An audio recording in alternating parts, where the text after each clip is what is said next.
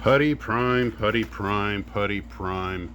I mean, God, does the rodent putty sand prime, putty sand prime Boolean loop ever stop?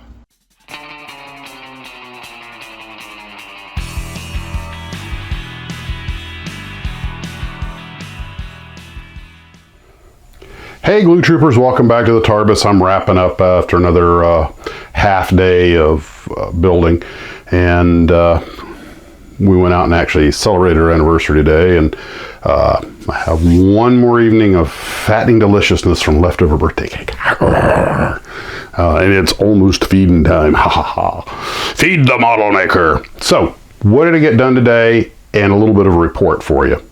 What I did today was break stuff. And man, that's one of my superpowers. Oh, where to begin? It's such a target-rich environment. Let's start off with the Deadstar. So, I decided I was sanding the Deadstar, and the stand was glued firmly in place and wasn't coming out. And I know, not the brightest thing to do to glue the stand on before the sanding, but there's a story behind that I won't waste time with. I got my build procedure out of order. But anywho, so was sanding it down, and it's a Deadstar, it's a ball with, the laser of death.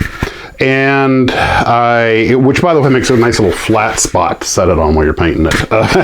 But there's a little X-wing, right? And by the way, there's the horizontal, the equatorial trench. And I put a couple little X-wings right there. Oops. I think I just ended the rebellion. So anywho, when it snapped off, I was like, you know what? I didn't really like the stand anyway. It was wobbly, and it's just, I don't know, something about the Deadstar sitting on the stand.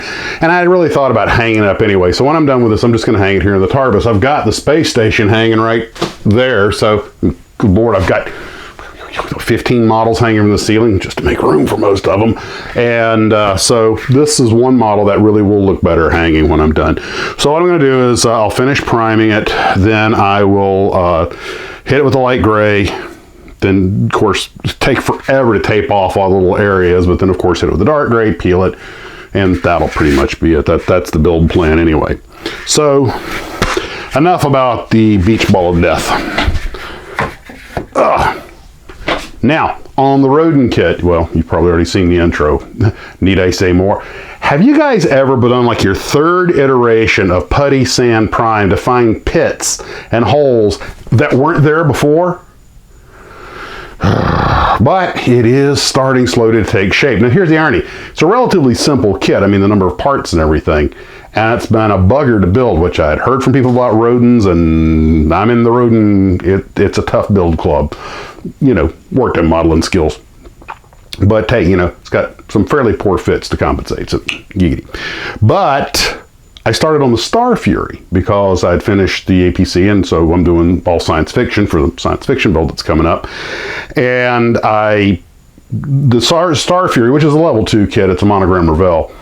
The complete opposite of the rodent. Everything fits without any argument. It's only 13 steps in building it. It gives you 4 different ways to decal the thing, so you've got all kinds of options. It's actually a nice straightforward kit thus far, and hasn't given me any argument. I know there are a few areas that people talk about, like inside the laser guns, where you may want to put something in there, or you'll have hollow spots showing. Minor deal. So, you get the tough one, then you get the easy one. The great Styrene River likes to, the tide goes in, the tide goes out. And the other thing I went ahead and pulled out was the LS Thunderbird 2. Now, I didn't realize till I started digging through the parts, but this thing comes with wheels, so I think it was supposed to have some play value. I built 2 LS kits, these Peggies and the Japanese medium bombers. Their detail is good. Their plastic, a little brittle. Their decals, well, you gotta remember these kits are 30, 40 years old. Basically still usable, but a little rough. I don't know if that's just because of age, and it probably is, or maybe they weren't that really super great out of the box, but it takes a lot of mark set to get them to lay down, or solvent, but eventually they do. And overall, I'm kind of impressed with the LS kits. A lot of them wound up, I think, at RE, and then I believe it was Ace. Anyway, I've done some of these histories, but I can't keep it all in my head. as big as it is, you'd think there'd be room for it.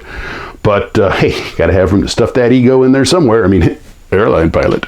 But that's really what I got done today. And so between destroying the Death Star and having to file, refile, and refile the DC-7, and then, of course, getting started on the Star Fury, had a reasonably productive half day.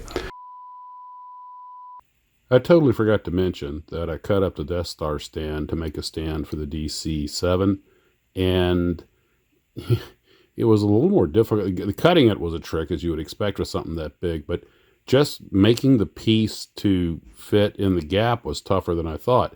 So I kind of decided, okay, I'll go old school on it and glue it first and then cut it. And now it seems to be working. It can never be easy. And I got family coming in tomorrow evening, so there will not be an evening show tomorrow. There may not be any content tomorrow. And that's pretty much what we have for that. There's something I kind of want to tell you, but I'm not going to commit to it. But we may have a special live stream in the distant future for you guys that might be coming from a pretty cool location.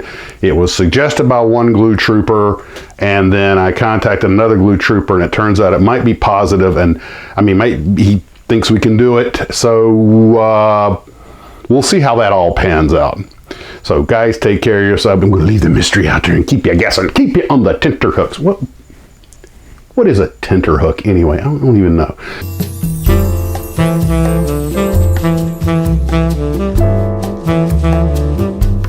Well, guys, take care of yourselves, and as always, model on.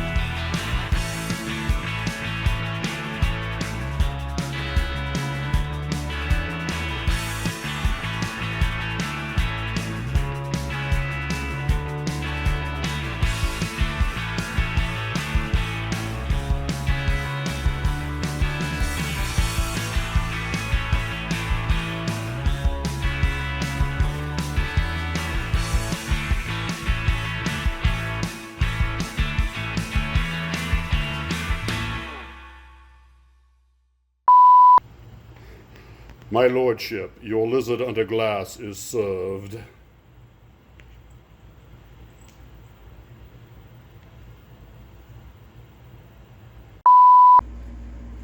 Okay, that's not good.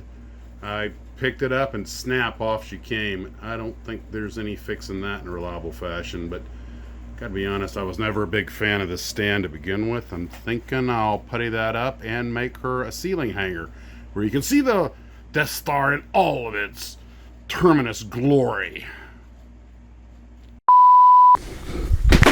Okay, next time unhook the microphone before you take the plate shirt off.